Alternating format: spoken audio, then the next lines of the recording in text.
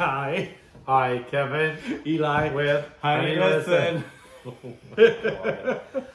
We're back. We took a little break. We haven't been here in a minute because this is hard. This is very hard for us. My husband's in I'm all in my head. I'm so worried what all you guys are going to think about me. And I don't care. And Eli doesn't care what anybody thinks of him. So listen, a lot of advice has been given to us. You know, people say we should have a topic.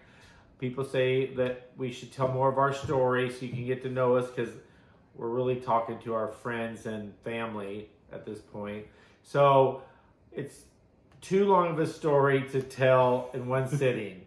And we're probably going to tell it in different pieces. I'm going to chop it up a little bit. Chop it up. There might be like part 1, part 2, part 3. The part 50. So, you know, we have an amazing life. We love our life. How we got here shouldn't have worked. On paper, we should not Have worked. have Or worked. be- Or but be a couple. We are not.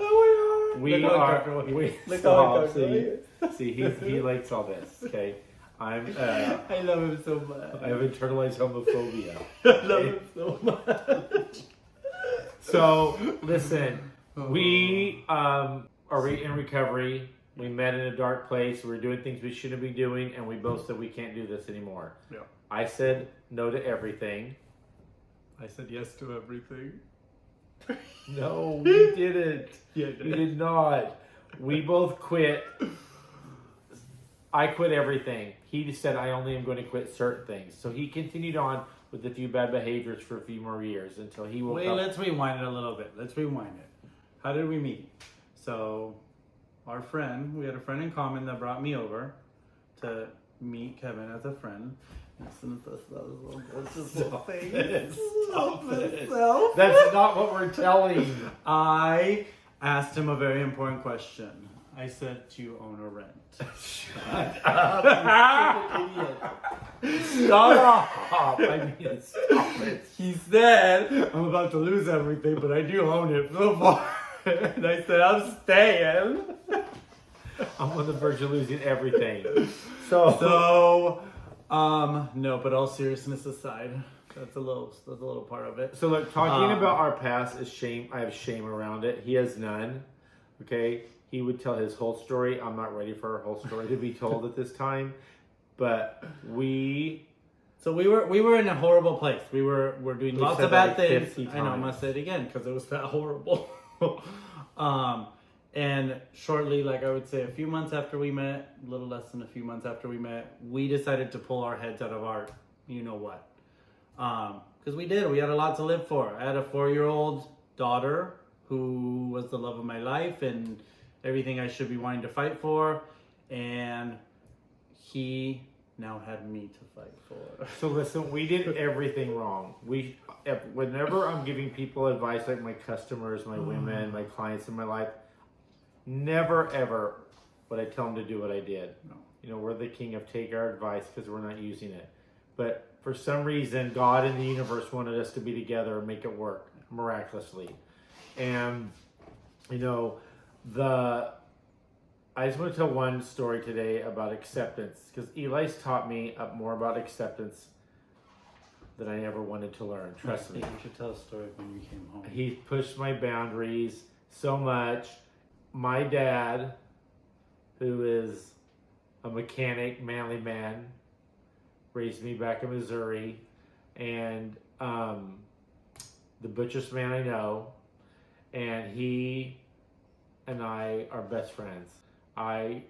It's a whole episode to talk about what an amazing man my dad is and how he's come to learn to love me. But when me and Eli first got together, he likes to do drag several times a year, which means he likes to dress as a woman. He doesn't want to be a woman, he just wants to dress as one. And I had What voice is that? What the hell voice is that? That is my pretty woman voice. That is not your pretty woman. Because you don't even use that when you're dressed up as a woman, so why are you doing it now? It's my internal pretty woman voice. Whatever. So anyway, I was really struggling with it. It almost separated us because I just hated it so much. And I called my dad to talk to him. I wish I had a picture of my dad so you could see him. And my dad says, Kevin, I've never seen you happier. We all have something that we wish we could change about our partner. Okay? So you need to get over this and accept it. And I'm freaking out that my redneck Missouri dad is telling me this. And then he's like, listen, if you need to, why don't you just put on a dress and join him once in a while? Which would never happen. But, you know, I realize that if my dad could accept who my husband is and want me to be with him, that I need to get my shit together and do the same thing. People always tell us you should have a reality show. We let his grandma live with us every other month for 6 months. My mom comes out here for months at a time.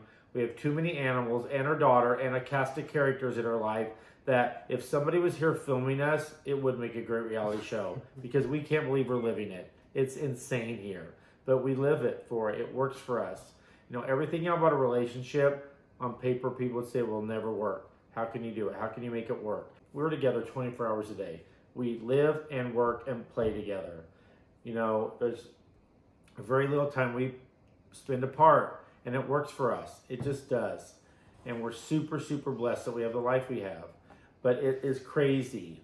And, you know, we're super lucky. You know, I have a ton of internalized homophobia. I worry every minute what people are thinking. I worry about people that I knew when I was in 7th grade that might see this and might think about me. This makes them really uncomfortable. And it's like, it's so, but I shouldn't care. You know, I shouldn't care, but I do. And listen, there's so much story to tell, but, you know, 10 years later, we've made it, you know, and people don't get sober together. Couples don't get sober together and last. You know, our age difference is a huge thing. He says yellow, I say red. You know, I think blue and red is more of a difference. Right, and we are the ultimate modern family now. This is our tattoos that we got. So this is me, this is Eli, this is our daughter Emily, and this is her mother. I'm the only gay man in America, I bet you, that has his husband's ex-wife tattooed on his arm. She has the same tattoo. We all three got this because Emily actually technically has 3 legal parents. In the state of California, they allow a 3-party adoption. So last year, I was able to legally adopt Emily Elizabeth.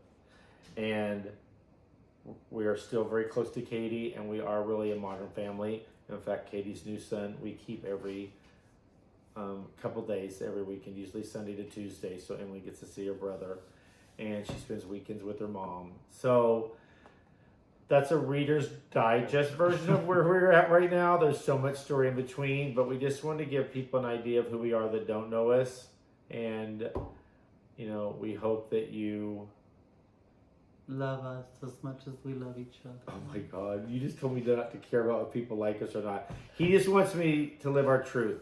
And there's some parts of our story I want to make them all vanilla, and they aren't. He's they buried them deep. Right. Very deep. So anyway, but that's the beginning of this. We hope that you guys want to come along and listen to our crazy stories in our daily lives, and we appreciate you listening today. Thank you. Don't forget to subscribe. I think it's somewhere up here, either side. And if you would love to leave any comments and or questions that you may have, that maybe whenever we do part 2 or 3 or 4 or 5 about our story, we will answer some of those questions. Thank you so much. That's enough for today, Eli. Bye. Bye.